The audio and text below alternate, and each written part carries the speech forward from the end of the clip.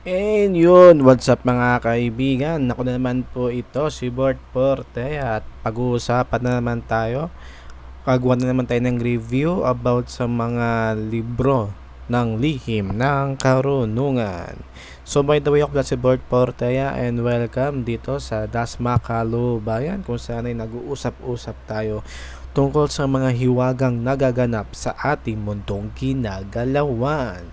So minsan ay nag-uusap din kami ng mga tungkol sa mga agimat, mutya, anting-anting at mga bertud. Well, in this video episode naman ay pag-uusapan natin ay hindi tungkol sa agimat pero connection din sa mga ganitong klaseng usapin. Connection din sa mga bertud. At ito ang mga libro. Ang mga libro ng mga karunungang lihim. Well, nung last episode gumawa ako ng isa pang review ng isang aklat at yun ay ang aklat ng Maso del Mundo. Okay, so hanapin nyo na lang sa aking channel yung nakaraan kong video about doon. Pero iba naman itong pag-uusapan natin. Ito naman ay tungkol sa ibang libro tong pag-uusapan natin, ang Crisol del Mundo. Okay, Crisol del Mundo.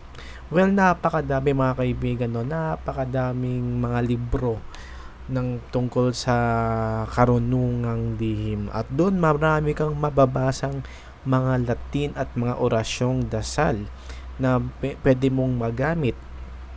Pwede sa pagpapagamot, pwede kang makapagpagamot dito, makaiwas sa panganib, at pwede rin makapagbigay ng karunungan o lakas ng katawan.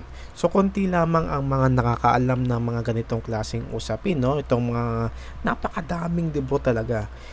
Para talaga siyang medical school kung tutuusin. Kasi naalala ko sa medical school napakaraming librong babasahin at sa mga ganitong mga agimat, mga bertot at mga Latin ay napakadami din pala na kailangan mo ring dapat sundin at bigyan ng debosyon. Okay, so pag-usapan natin ang Crisol del Mundo. Magkaiba to dun sa una, sa aklat ng Maso del Mundo. Although magkatunog sila, no? Para silang may del Mundo. So ano ba ang Crisol del Mundo? Okay, so gumawa tayo ng research about yan. So ang Crisol del Mundo ay ang aklat na ito ay isinulat ni Anne Besant. Isinulat ni Anne Besant noong taong 1261. Tandaan nyo, no? Isinulat yung librong ito 1261. Lahat tayo wala pa niyan mga kaibigan. Unang-unang panahon pa, no? Tagang napakatagal na, hindi lang siya basta gawa-gawang libro. 1261 itong nagawa tong libro na to. At ang aklat na ito ay hiniling sa kanya ng mga paring Asweta sa Tibet, isang monasteryong nakatago sa mga bulubundukin ng Himalaya. Nako, hindi rin sa Pilipinas mga kaibigan. Hindi rin Pilipino ang nagsulat nito at hindi sa Pilipinas ito sinulat kundi sa malayong lugar ng Tibet, sa monasteryong bunubundukin ng Himalaya. At ang mga aklat ng lihim na ito ay nasa pag-iingat ng mga paring Aswetas na ito. Ang Nostradamus ay ikalawang aklat na lihim ng amang Moses na isinulat. Yan na. Sa India, ang isang bantog na manunuklas ng iba-ibang lihim ng sanlibutan at kilala sa ngalan ng Albertus Magnus. Sa kanyang pinagkaloob ng amang mga iba't ibang salaysayan ng daigdig. So kumbaga nabasa rin to ni Nostradamus para sa kanyang paghuhula. Kalahin mo yun, no? Napaka legitimate na tong taong to sa paghuhula at ginamit itong libro na to bilang isang kaalaman. Kalahin mo naman, no? At mabibili mo rin naman dito sa Pilipinas. Available dito yan sa Recto, 'di ba?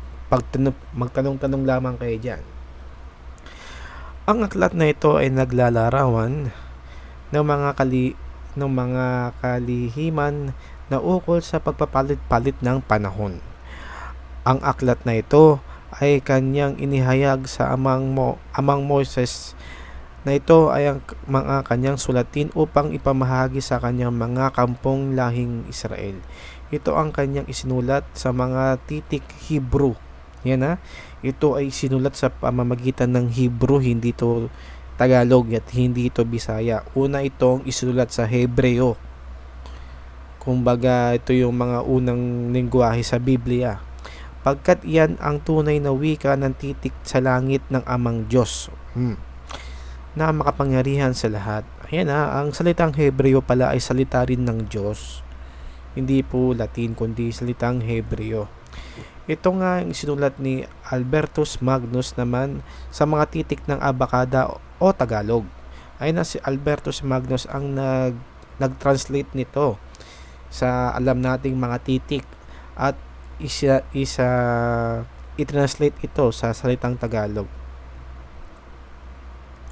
Okay.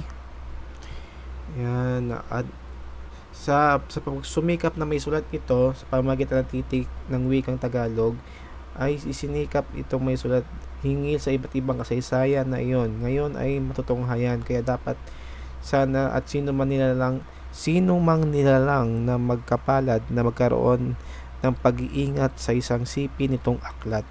So kung kaibigan kung magkaroon ka ng ganitong copy, kahit ito ay nabili mo lamang sa Recto o sa labas ng Quiapo, ay pagka-ingat-ingatan mo ito dahil may mga salita dito na nagmula sa salita ng Diyos. Sikapin na pagkukulan ng panahon na pag-aralan ng lahat ng mga nalaman ng aklat na ito upang maging karagdagan ito sa magbibigay puwang sa mga pagsisipagtuklas at iba't ibang mga karunungan ukol sa occultism, karunungang lihim, mga kababalaghang nangyayari sa kahapon, ngayon at sa mga kasalukuyan. So, pwede mo magamit to, makita mo ang mga nakaraan, makita mo din ang kinabukasan. Napakagandang libro. Kung magkakaroon ka ng kapangyarihan para makita mo ang kinabukasan at nakaraan. Kung sabi ko kanina, ito rin ay isa sa mga reference ni Nostradamus. Nabasa to ni Nostradamus, Crisol del Mundo. Okay. Sabi pa dito, upang karagdag ito magbibigay ng puwang sa mga nagsisipagtuklas iba't ibang mga karunungan ukol sa occultism, karunungang lihim, yan. At ito ay sinulat ni Rev D.V. Portugal. Ito yung isinalin sa Tagalog. Ano ba yung mga nilalaman nito? So, napakadami, no? So, ito ay nahati sa 157 chapter. Mga kaibigan, no? 157 chapter. So, magbabanggit lang ako ng mga ilan. At yung mga, kung gusto nyong mabasa lahat ng mga nilalaman nito, ay ilalagay ko yan sa description box para may isa-isa nyo, para mabasa nyo ng kompleto. Pero, magbibigay ako ng mga nilalaman nito, no? Yan, no? Orasyon. So, sa chapter 76, mababasa mo doon yung orasyon upang huwag magalit. Isang napaka-useful na, no? Dasal, diba? Chapter 76, orasyon upang huwag magalit. Chapter 77, orasyon upang hindi makakibo ang kaaway.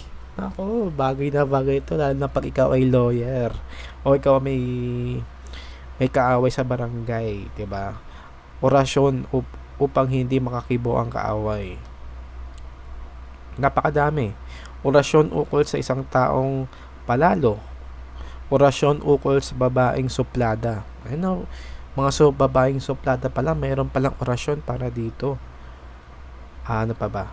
Napakadami mga kaibigan, napaka-useful ito. Orasyon ukol sa bati sa inang Master Day. Ayun. Orasyon sa pagbati ng ilaw. Okay? Orasyon sa pagpanaog ng tahanan. Napakadami. At dasal para malayo sa disgrasya. Yan, mababasa niyo yun sa sa librong to, Crisol del Mundo. Sa tingin ko napakakapal nito kasi napakadami talaga. Nabanggit ko kanina is 157 na orasyon ang mababasa mo dito. Diba? Ato pa, sa chapter 44, orasyon, gamot sa bukol, tapos o anumang pagninilipit ng sakit. Orasyon sa takabulag at niwika ni Abraham.